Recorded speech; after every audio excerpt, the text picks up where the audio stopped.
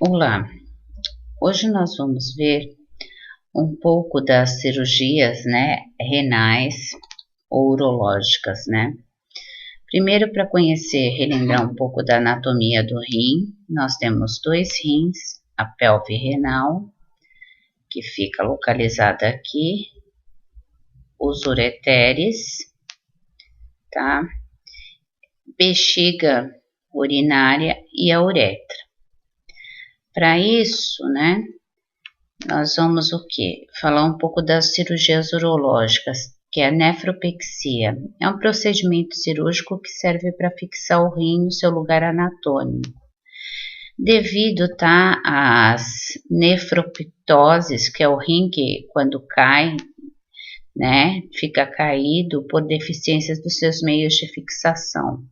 Normalmente, o paciente estando de pé tem o pêndiculo renal estirado e ocorre o seu estreitamento e também um estreitamento da artéria renal e faz com que comprima essa artéria e essa pessoa tenha hipertensão arterial, que tem uma grande liberação de renina.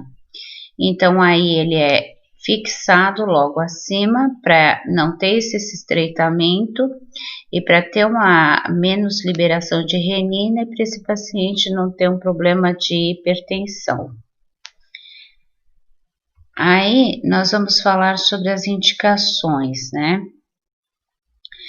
que é nefroptose com destruição, que quando está a destruição renal, infecção que é a hidronefrose e nefropectose também chamado de rim flutuante ou ptose renal. É uma condição anormal no qual o rim cai para baixo das pelvis quando o paciente é posto para cima e mais comum em mulheres do que homem. A nefropectose com destruição tem uma mobilidade anormal e descida do rim devido ao seu relaxamento dos meios de sustentação.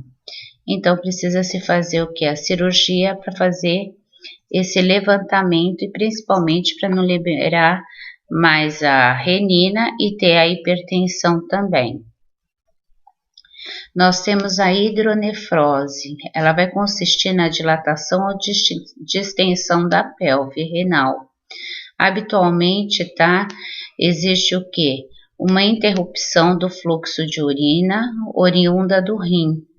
Então, essa dilatação, essa distensão dessa pelve faz com que o fluxo de urina ele vai começando o quê? A ter essa interrupção.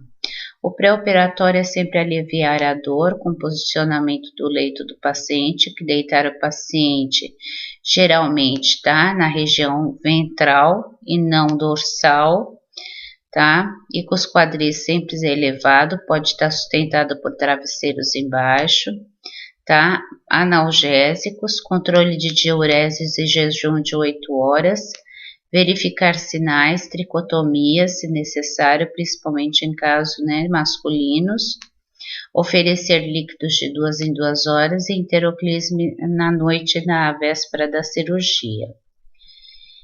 O pós é manter sempre o decúbito, contrário ao lado operado. Se ele operou do lado direito, ele vai manter o decúbito do lado esquerdo.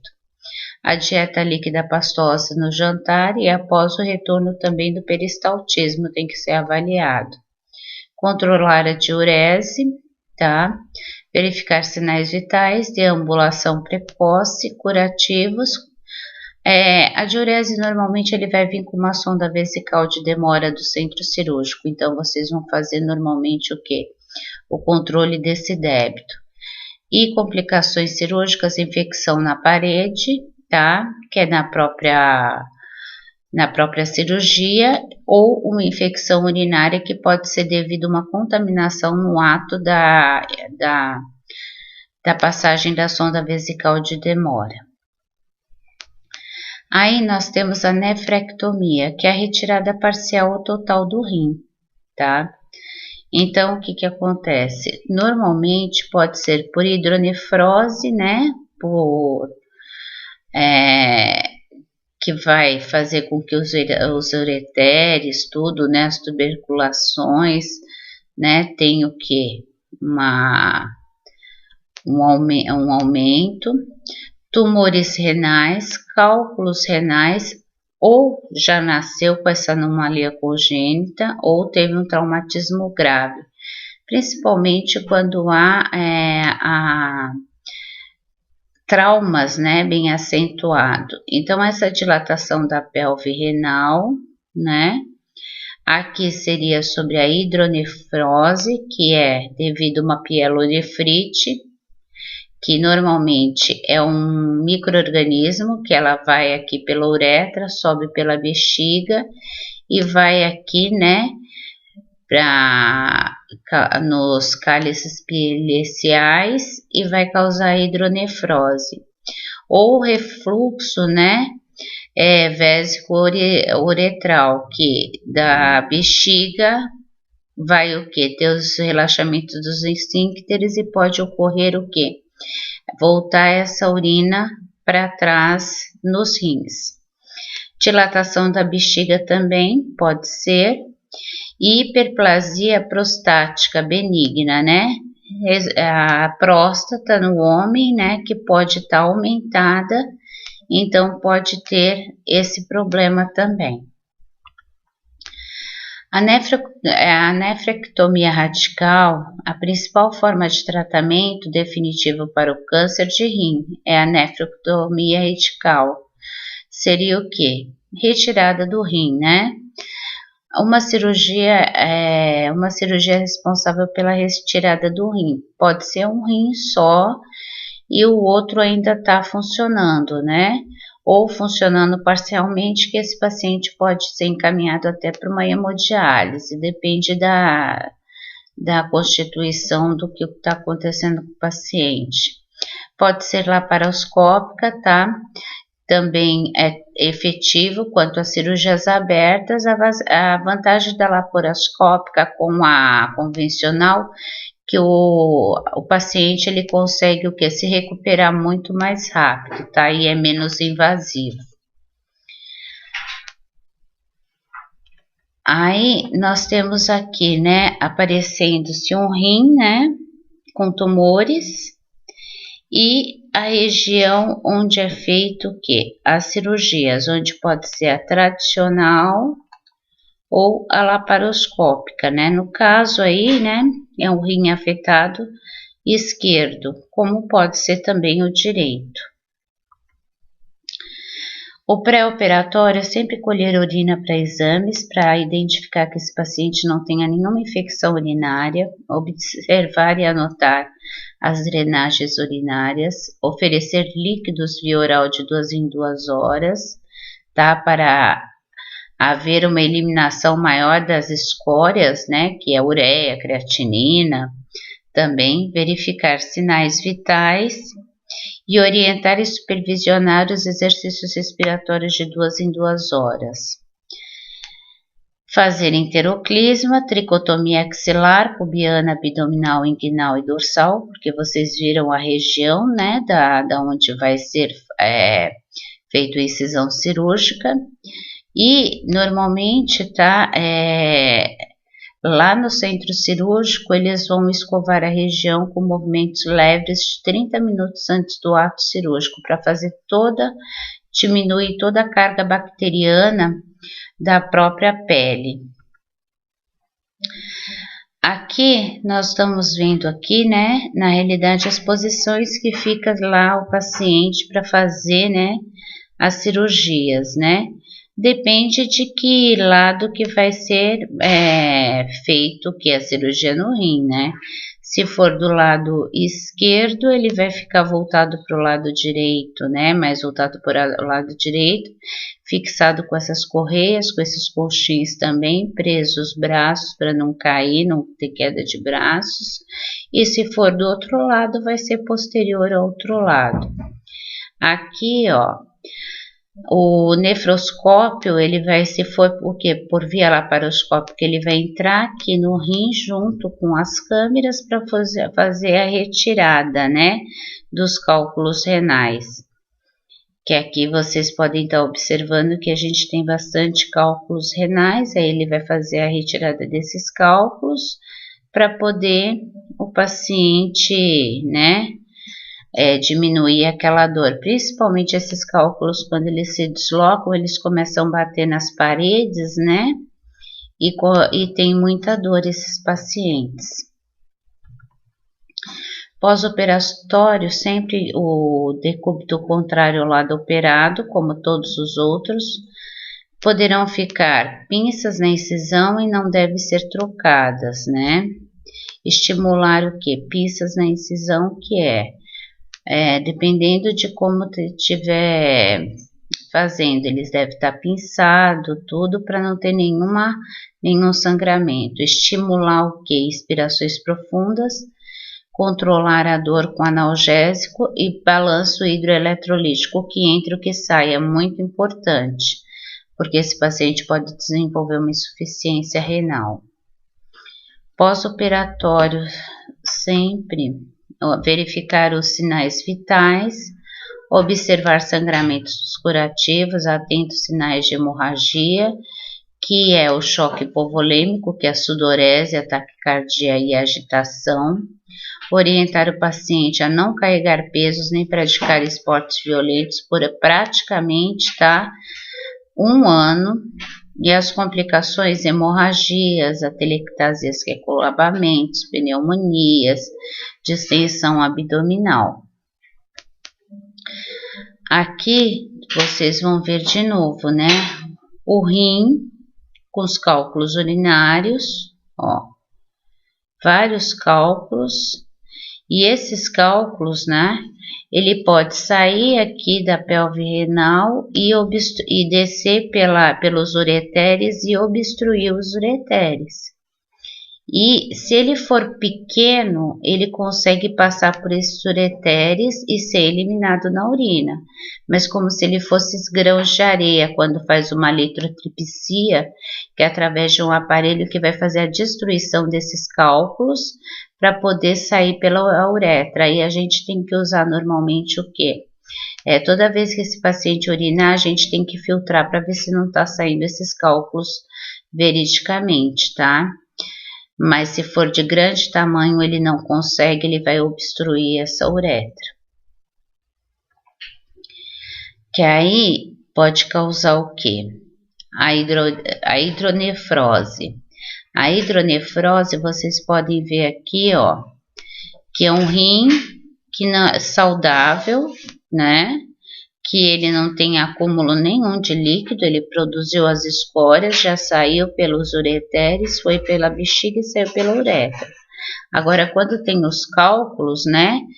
Aí vai começar o quê? Ter aqui o fechamento do cálculo nos ureteres. Então, o que acontece? O rim começa a acumular líquido e a pressão ele é bem transmitida pelo rim, fica uma pressão bem grande no rim. E a bexiga não pode ficar vazia, mas ela vai começar o quê? Só vai ter um rim funcionante e o outro não. Vocês vão ver aqui a dilatação da pelvis renal em reparação, né? Sobre a hidronefrose, o refluxo vésico uretral, que pode ocorrer também, como eu falei anteriormente, dilatação da bexiga e aumento das trabeculicações, né? Que é esses aumentos aqui da urina. E pode ser também pela próstata aumentada, não consegue urinar, fecha ali a uretra e não consegue urinar de forma alguma. É onde se sente muita dor. Pielolitotomia é a retirada de cálculo ou cálculos do rim através da incisão lombar e a incisão pelve renal. Tudo sobre anestesia geral, gente. Também é implantado um catéter, tá? Através lá da uretra, que é chamado de duplo J, para perfeita drenagem da urina pós-operatório. E é retirado os cálculos, tá? Pielíticos ou caliciais, tanto faz o nome, um ou outro, cujo tamanho não permita tá? A eliminação espontânea ou cálculos menores que causam hidronefrose, que é o que vocês viram anteriormente. Eu falei que como se fosse grãos de areia, ele vai passar por esse catéter duplo J e vai ser eliminado. A gente vai até filtrar eles, né? Como se fosse num coador mesmo, para saber se está saindo aquela areia. Mas se for de grandes extensões, a gente não consegue. Então, ele pode dar uma hidronefrose. E a indicação é a litíase renal, né? Que é a dor, né? Pelos cálculos. Aqui nós temos o que é uma cirurgia aberta, a pielolitotomia, né? Que vai abrir toda a parte do rim, ele abre toda a camada de muscular, camada de gordura, põe os afastadores e vai chegar até, né? O rim. E aqui nós temos o que? Também as cirurgias, né? Mostrando-se os cálculos, tudo. Aqui é a implantação do catéter duplo J, que depois no raio-x logo observa esse catéter duplo J que é colocado. Nós vamos ver também, tá? Aqui é uma cirurgia, tá? A posição cirúrgica A, que é o paciente, ele fica com os flancos totalmente descoberto, então esse paciente ele vai fazer uma cirurgia aqui no flanco direito, e o local de inserção dos trocânteres, tá? Fica o quê? Bem localizado aqui, que fica bem na região, né, onde fica o rim, né, que um vai ser o óptico, que vai fazer o que? A visualização do cálculo lá dentro, um vai cortar e outro vai cauterizar, né, as artérias, as veias, para não ter sangramento. Aqui vocês vão ver também os cálculos, né, o ureteral obstrutivo ao lado do catéter ureteral, né, que vocês podem estar vendo, ó. Tá vendo? O catéter ele vai permitir a desobstrução do rim e restaurar a sua função também. É quando eles colocam esse catéter para poder tentar, né, pegar aquele cálculo que ele vai ser o menor que eles acreditam que passa por esse catéter ureteral.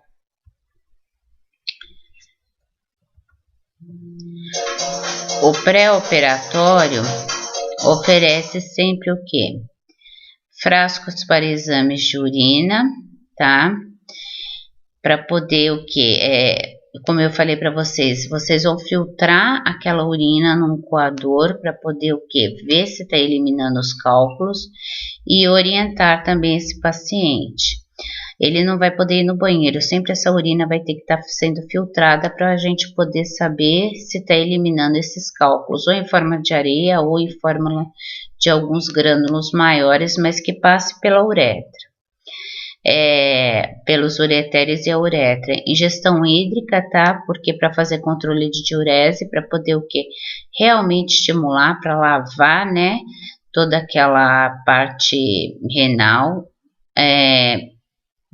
aliviar a dor com medicamentos, deambulações, dieta sempre pobre em cálcio, fósforo e vitamina D, porque esses três requisitos faz aumentar o quê? Né, os cálculos, né? Então tem que sempre, já que ele já tem uma propensão, dieta pobre, né, em minerais, e orientar quanto aos exercícios respiratórios.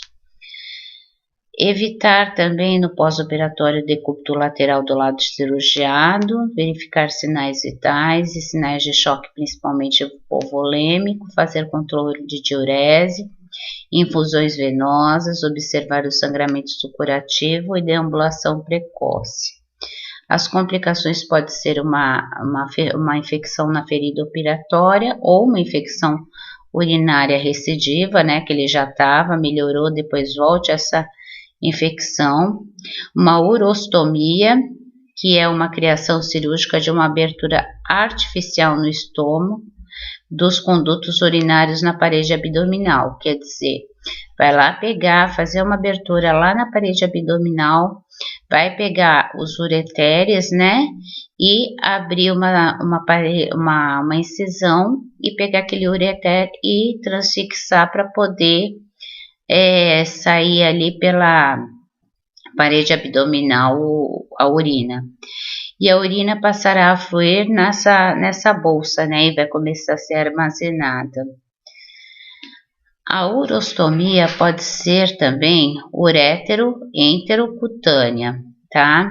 Pode ser pela uretra ou enterocutânea, que é uma parte do intestino que é utilizada para criar um novo reservatório de urina, se ela for enterocutânea. Agora, o uretero, ela seria para fora. E as cutâneas é a urina que é drenada, tá? Através de orifício criado através da bexiga abdominal, da parede abdominal. Então, o entero, ele vai drenar lá a urina lá pro intestino para depois ser eliminado. As urostomias cutâneas são as mais comuns, tá?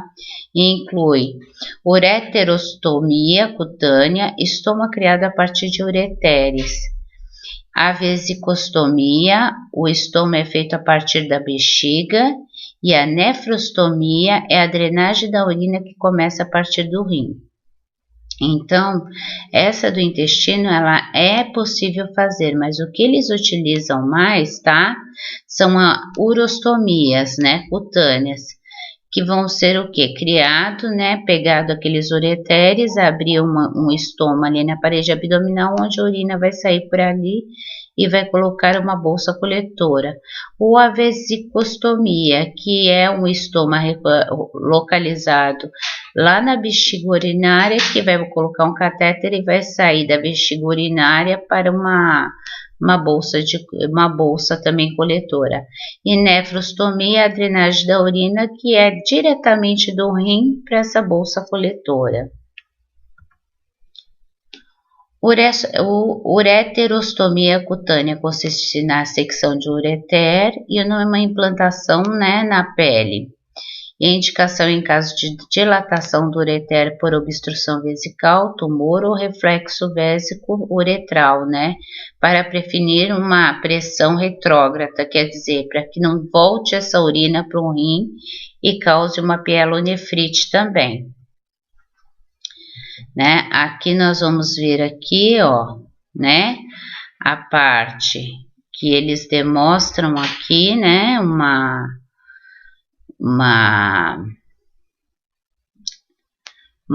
ureterostomia, que ó, ali é a bexiga urinária, que vai ser logo a urina, ela vai sair pelaquela bolsa.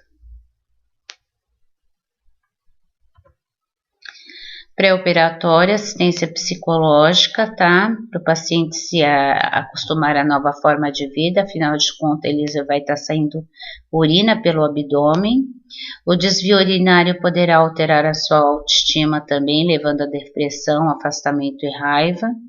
E cuidados orientar quanto ao manuseio da bolsa coletora de urina, tá? Sempre para não infectar, porque senão você pode levar micro-organismos e causar uma infecção. Estimular ingestão hídrica, promover um bom fluxo urinário e prevenir também hipovolemia, porque ele vai estar diretamente, principalmente se for renal, né? Essa colocação dessa bolsa pode causar o que? Um excesso de líquido e não repondo esse líquido pode ter uma hipovolemia. Fazer controle de diurese, jejum de 8 horas, enteroclisma na noite da véspera e para reduzir também o que? Né, a êxtase fecal e o ilho paralítico, né, no pós-operatório. Durante o banho que antecede, né, a cirurgia e o encaminhamento cirúrgico, observar sempre as marcas, posição das ostomias para que não sejam apagadas, porque normalmente o médico vai lá e marca, como vocês viram lá atrás, né, umas marcas onde eles vão fazer a ostomia, onde eles vão fazer as cirurgias. Aí nós temos aqui né? Pós-operatório, fazer controle de diurese, decúbito ventral, trocar bolsa colhedora de urina, sempre que necessário, gente, tá? Sempre que ela esteja, não digo cheia, tá? Mas 1/3, ou quando o paciente se sentir incomodado e necessitar, tá bom? Anotar o volume urinário também, lavar a pele ao redor da ostomia com água e sabão, colocar gases sobre a ostomia para observar a urina, né, e propiciar também a aderência à bolsa, observar a pele através da ostomia e detectar se há irritação de contato da urina. Lembre-se que a urina, né, ela pode lesionar a pele também. Aí as complicações cirúrgicas aqui, para reduzir também, né, a gente tem o quê? Pode-se colocar um pouco, tá, para aquele odor desagradável de urina, colocar vinagre branco diluído, algumas gotas só, ou a aspirina triturada na bolsa coletora, como se fosse na bolsa de fezes. A ingestão de frutas cítricas também diminui o odor. Deambulação precoce também, tá? Estimular a ingestão hídrica, verificar sinais vitais.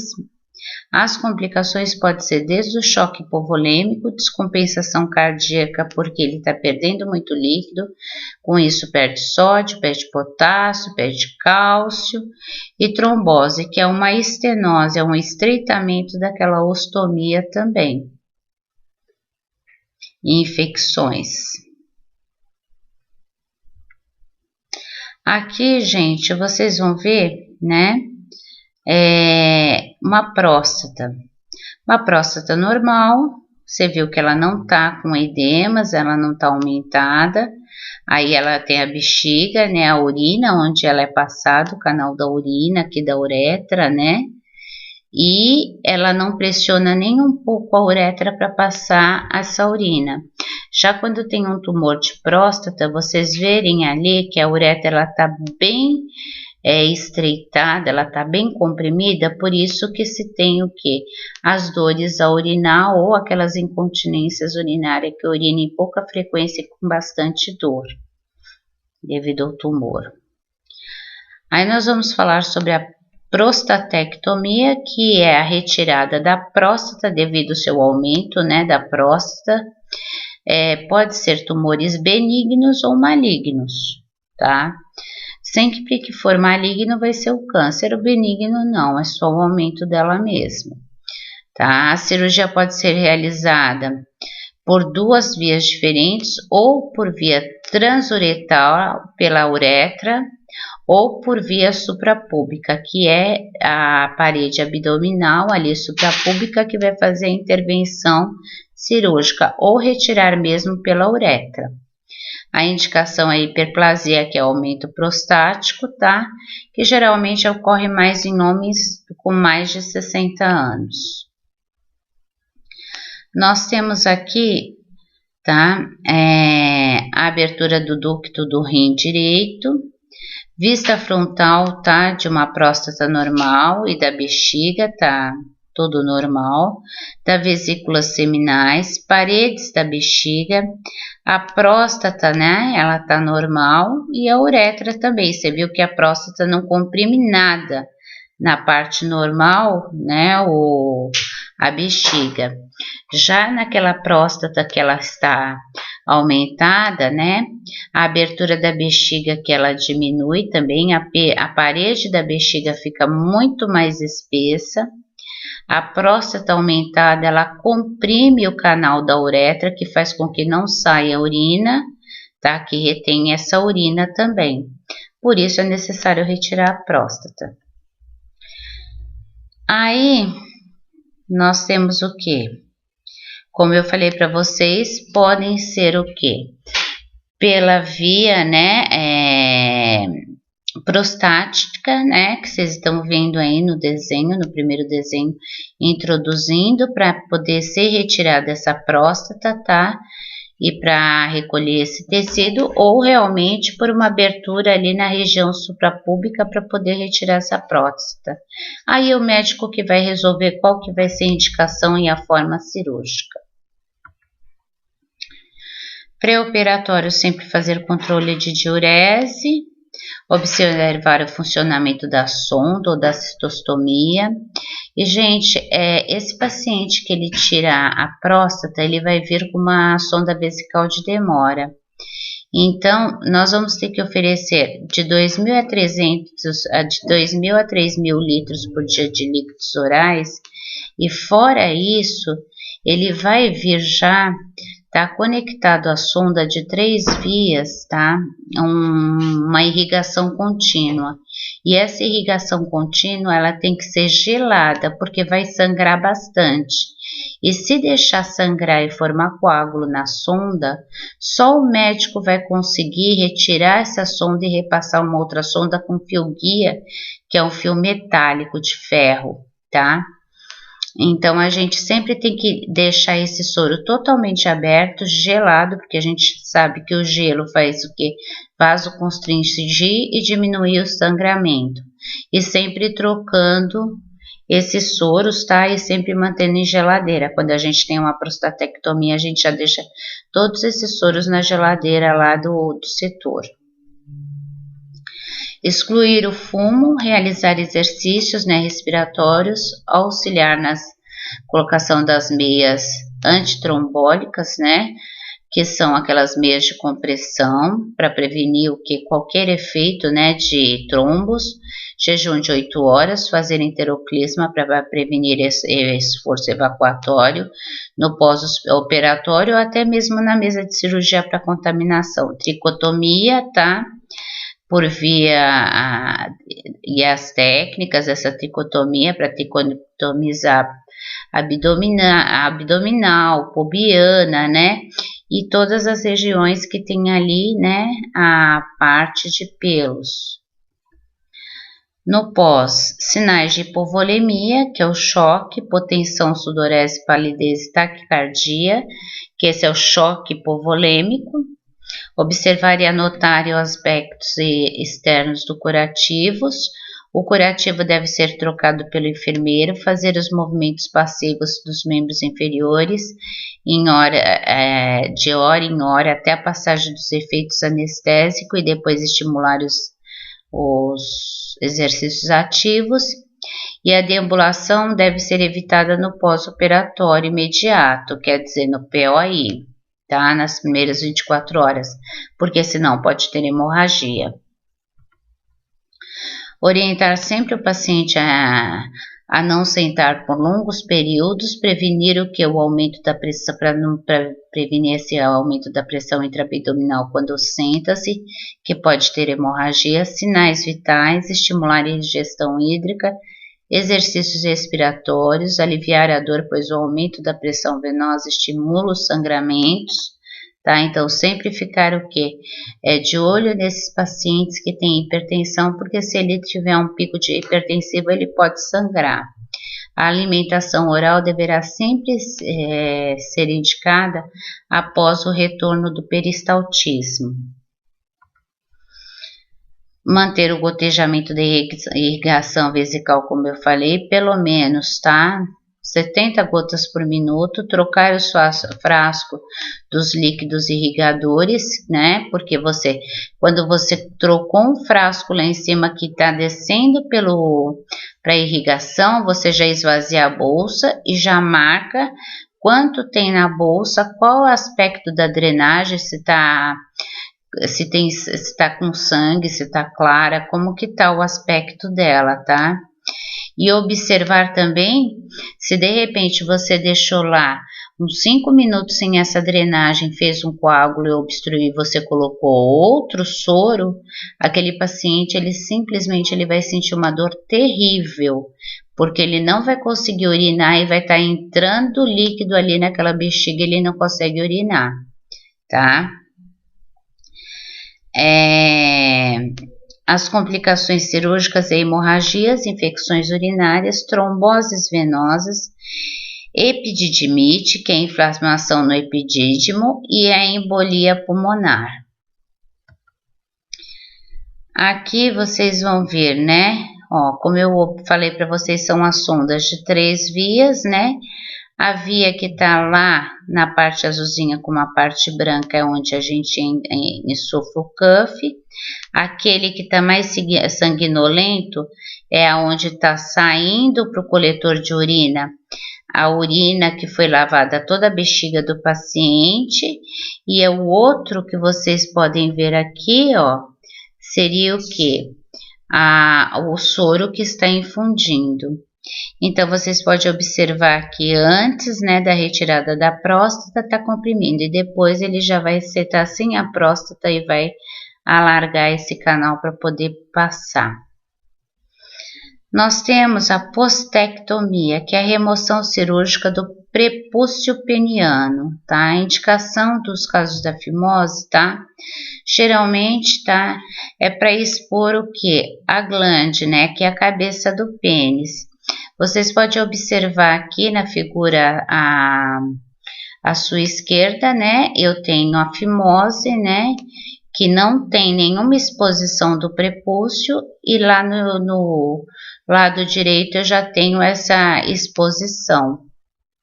Então, quando o pênis, tá, ele não é circuncisado, né? Normalmente os judeus eles fazem isso quando bebês, mas as outras pessoas não.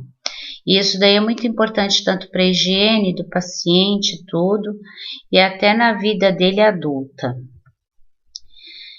Pré-operatório jejum de 8 horas, tá? Antes da cirurgia, tricotomia pubiana, higienização completa, esvaziar a bexiga 30 minutos antes e verificar sinais vitais. Pós, observar se há sangramentos e edema na região operada, manter a região pubiana suspensa, porque existe o suspensório escrotal, que eles normalmente também eles usam para o suspensório, e também eles colocam a região do pênis para cima, se ele ficar para baixo ele vai ter um edema bem importante. Em caso de sangramento, colocar bolsa de gelo, controlar a diurese, tá? E as complicações é o edema e estenose uretral. Pós-operatório, verificar os sinais vitais, sangramentos, dor na região pubiana suspensa. Em caso de sangramento, colocar bolsa de gelo, controle de diurese. As complicações pode ser o edema e estenose. Geralmente esse paciente ele já sai no mesmo dia, tá, da instituição.